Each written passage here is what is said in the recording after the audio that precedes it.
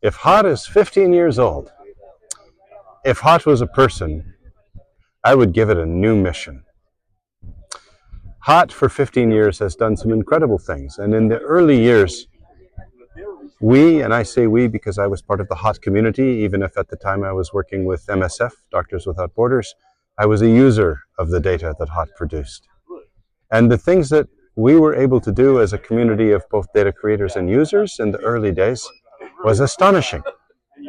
We managed to create data that humanitarians and development practitioners and communities could use for their own purposes, that was free, that was done by volunteers. It was an amazing thing. When I was working for MSF, Doctors Without Borders, people used to ask me, how can I help? And there were only three answers. You can give some money, you can volunteer in the office to stuff envelopes, or you can give up 9 months of your life and go to an African war zone. And after we began with HOT and the Missing Maps project, I was able to say, or you can go to a mapathon, where you can actually participate in operational support for real humanitarian projects. And people loved this. And tens of thousands of people participated in creating that data for humanitarian use. I will never forget, in the early days in Haiti, we had all of this professional data, and it was GIS analysts who came and provided us with a PDF map, and only 2 per organization. And there was this open data around that people had heard of, but we weren't really using it. And then when Typhoon Yolanda came in the Philippines, suddenly there was, well, it was kind of co-equal. There was the professional GIS analysts and their data, still proprietary, that they would share with you, but only if you asked the right questions. They wouldn't give you your own copy, just you could use their maps that they produced with their logos on it. But there was also this open data, and it was kind of co-equal. And then came Ebola in West Africa in 2014, and I was working for MSF at that time in Sierra Leone. And when this data came in, there was no more professional GIS data. The only data was this open data, because it was so much better and so much more responsive and so much more well adapted for the needs and so much more available. And we didn't have to ask permission to use it. Nobody gave it to us, only with their logo on it.